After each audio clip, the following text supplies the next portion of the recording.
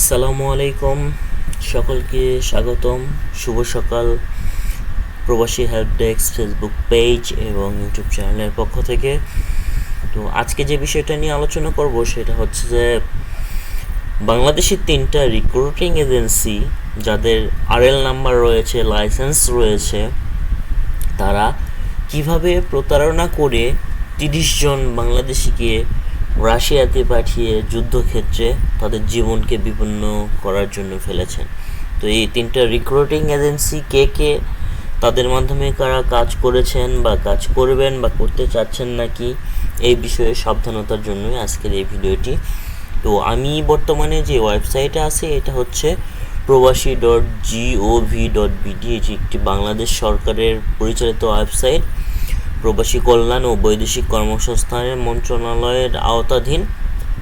তো এইখানে নোটিশে দেওয়া রয়েছে যে কোন কোন 3টা রিক্রুটিং এজেন্সি রাশিয়ায় 30 জন বাংলাদেশি যুবককে প্রতারণামূলকভাবে প্রেরণের দায়ে যে 3টা রিক্রুটিং এজেন্সির লাইসেন্স বাতিল করা হয়েছে এবং জামানত বাজেয়াপ্ত করা হয়েছে, সেই 3টা রিক্রুটিং এজেন্সি নিয়ে এখানে আলোচনা হয়েছে।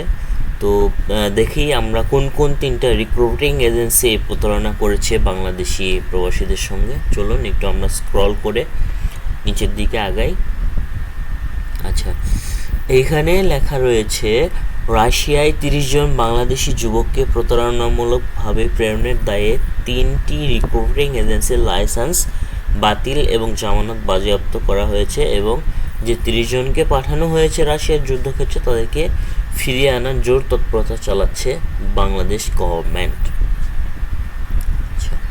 উচ্চ বেতন এবং বিভিন্ন সুযোগ সুবিধার প্রলোভন দেখিয়ে প্রতারণামূলকভাবে 30 জন বাংলাদেশি যুবককে রাশিয়ায় প্রেরণের অভিযোগে প্রবাসী কল্যাণ ও বৈদেশিক কর্মসংস্থান মন্ত্রণালয়ের মাননীয় মন্ত্রী জনাব আরিফুল হক চৌধুরী গত 1 জুন 2026 তারিখে যে 3টি রিক্রুটিং এজেন্সির লাইসেন্স বাতিল এবং তাদের যে সিকিউরিটি মানি ছিল সেই জামানতটা তারা বাজেয়াপ্ত করেছেন। 3টি রিক্রুটিং এজেন্সি হচ্ছে RS ইন্টারন্যাশনাল, আরএল নাম্বার হচ্ছে 1428, জাবালে নূর আরএল নাম্বার হচ্ছে 2505 এবং TS overseas limited RL number হচ্ছে 1755। এই 3টা রিক্রুটিং এজেন্সি বাংলাদেশ থেকে 30 জন বাংলাদেশি যুবককে রাশিয়ায় বিভিন্ন প্রলোভনে কোম্পানিতে পাঠানোর নাম করে যুদ্ধক্ষেত্রে পাঠিয়েছেন। তো দেখি আমরা একটু তাদের অন্যান্য পেজ টেজ কোনো কিছু পাওয়া যায় নাকি একটু আমরা সার্চ করে দেখি। RS ইন্টারন্যাশনাল, জাবালে নূর, তারপরে হচ্ছে TS ওভারসিজ লিমিটেড। আমরা এই 3টার দেখব যে তাদের কি অবস্থা। আচ্ছা, RS ইন্টারন্যাশনাল,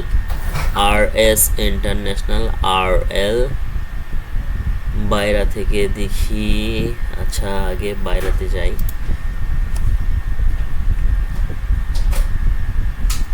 বাইরা হচ্ছে Bangladesh association of international recruiting agency.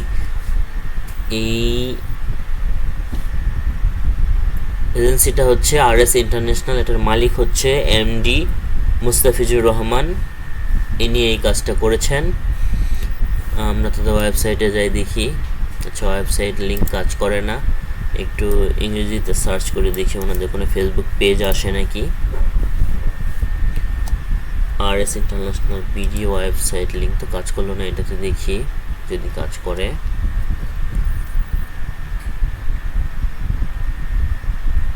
RS international, আচ্ছা ওনাদের ফেসবুক পেজ পেয়েছি, ওনাদের ওয়েবসাইটটাও কাজ করছে। দেখেন কত সুন্দর সাজানো গোছানো ওয়েবসাইট। ওনাদের আগের রেকর্ডও মোটামুটি ভালো, কিন্তু ওনারা কি করেছেন, রাশিয়াতে লোক পাঠিয়ে তাদেরকে প্রতারণামূলকভাবে যুদ্ধক্ষেত্রে পাঠিয়ে দিয়েছেন। তো এই এজেন্সি থেকে সাবধান থাকবেন।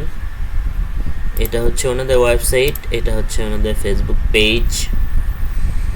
তো ওনারা এইখান থেকে বিভিন্নভাবে লোক কালেক্ট করে ওনারা এই প্রতারণাটা করেছেন। বর্তমানে তাদের লাইসেন্স বাতিল হয়ে গিয়েছে। তারা আর কোনো কার্যক্রম চালাইতে পারবে না। দেখছেন কত সুন্দর একটা এজেন্সি কীরকম প্রতারণা করছে। আচ্ছা, তারপরের কোনটা, সেটা হচ্ছে জাবালে নূর। জাবালে নূর ফেসবুক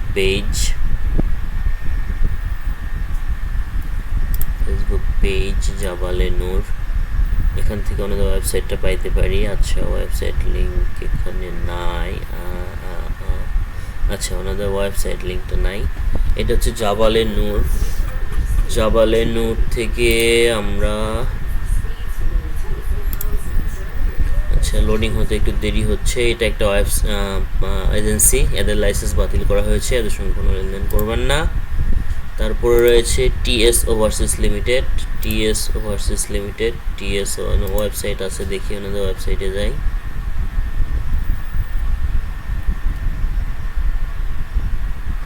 কত সুন্দর সুন্দর এজেন্সিগুলো, ওনারা এই কাজগুলো করেছেন প্রতারণামূলকভাবে।